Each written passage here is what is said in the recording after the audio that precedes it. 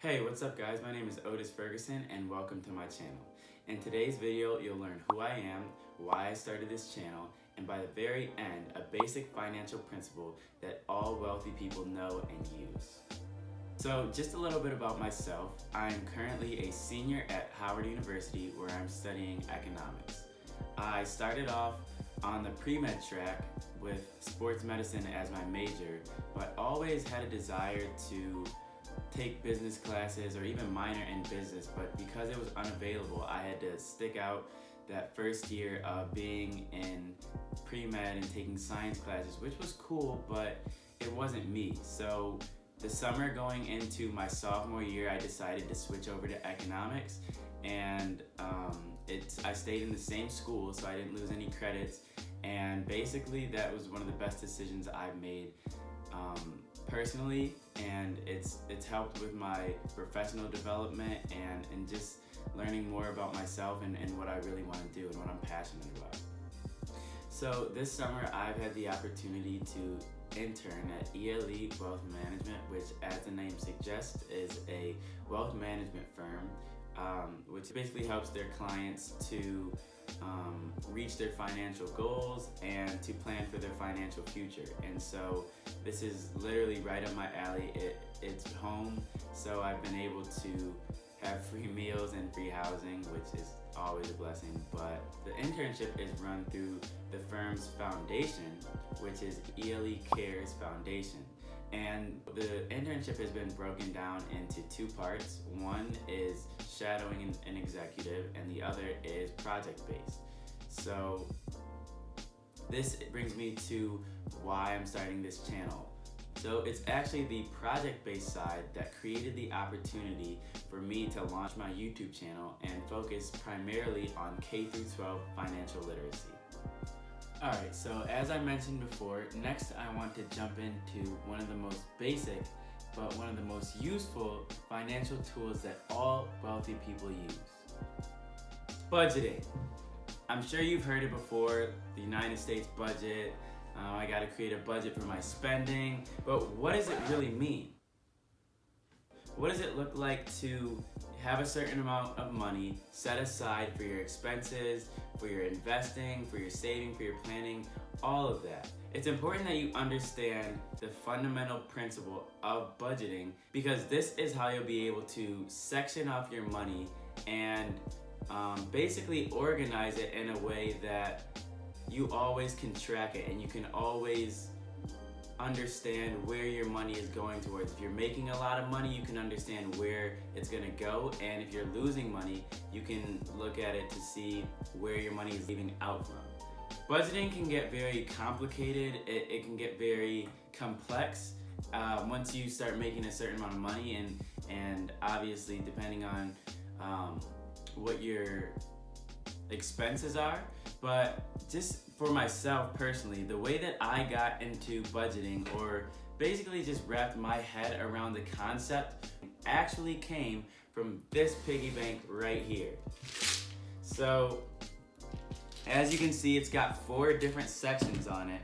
It's got the save, spend, donate, and invest.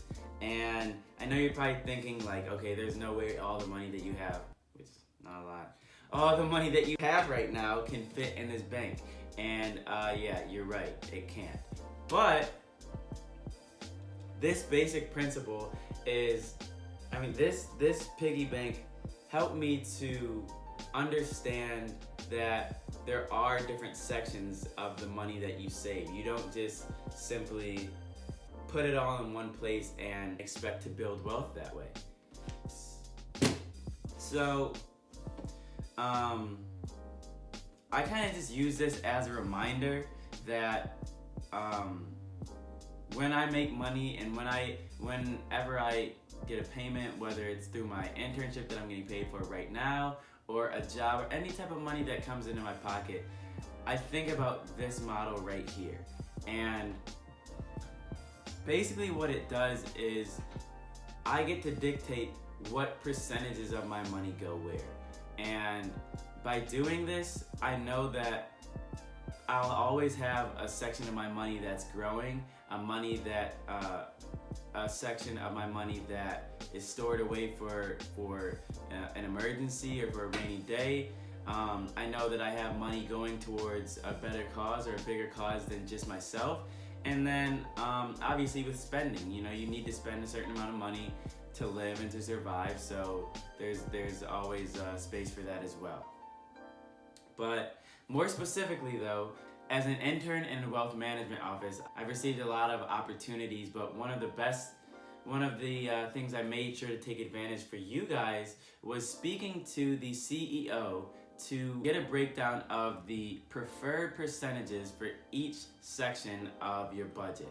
And whether you're making millions of dollars or whether you have $10, this idea of sectioning off your money is basically what will help you to grow your money or to have control over your money. So let's start off with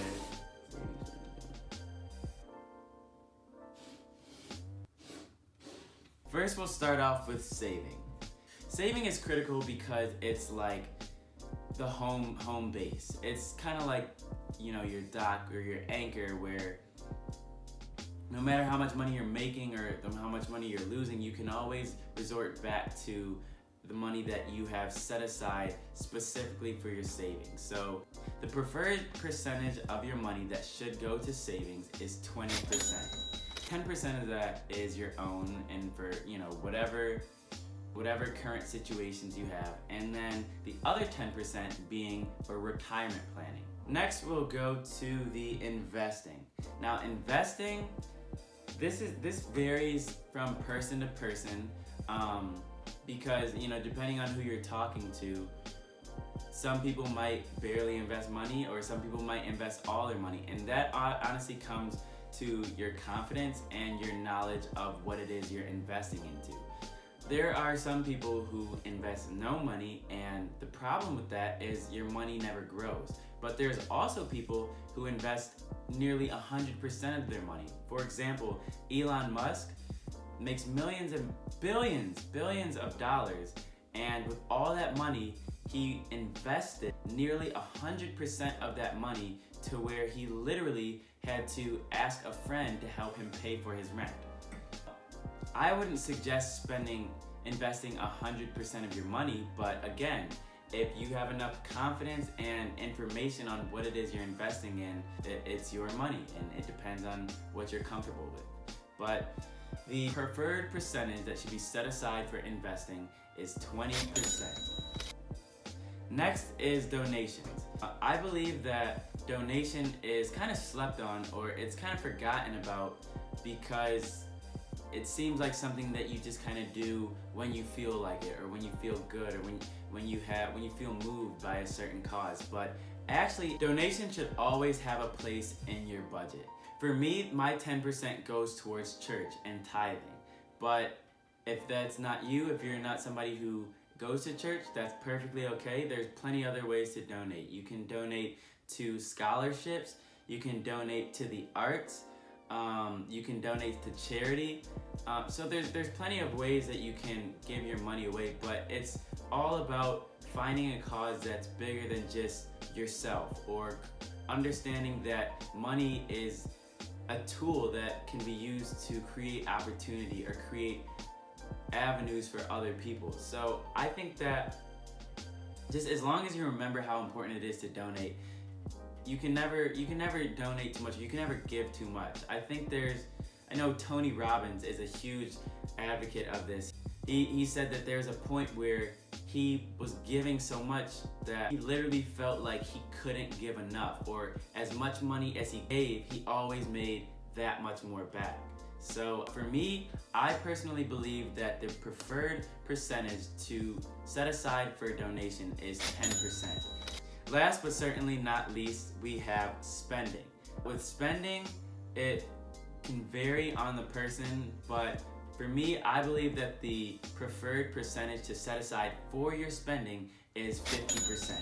Now, I know at first it might seem like, okay, 50%, how am I supposed to live off of only 50% of the money I make? I'd have to live pretty crappy, but that's the thing is, depending on the amount of money you make, you should always be living within your means. If you're making enough money to live in a high rise and drive a nice car and travel every day or every weekend, great, but that shouldn't be the majority of your money. There needs to be a difference between the money that's creating more money for you and the money that is keeping you, is allowing you to live. But when you really think about what it costs to live and maintain yourself, 50% it can get tricky, which means not all of your money can go towards Gucci belts and sneakers and Off-White and whatever other designer you can think of. It means that you need to, and there is room for that. There is, if you're making a certain amount of money and you can truly afford those things, there's nothing wrong with having those. But it needs to be within the budget. So within that 50%, there's food, there's auto, there's clothing, shelter, and travel. Now, I don't know how you live. It all comes down to you being honest with what it is that you need to survive, what you need to live. If you travel every day or if you take Ubers all the time, there should be a certain chunk of that 50% that's set aside specifically for that, or getting haircuts, or going out to eat, or versus going to the grocery store. 50% of your money needs to be allocated towards that. And I know it sounds crazy, but by doing this, over time, your 50%, 5 years in the future, could be more valuable than somebody's 100% if they're just spending it all. Thank you guys for watching my video. Be sure to like, subscribe, and turn on the notification bell so that you can get updates when I post new content. And also, drop a comment below and let me know what percentages you use when you do your budgeting. Alright guys, thanks. See you next time. Peace.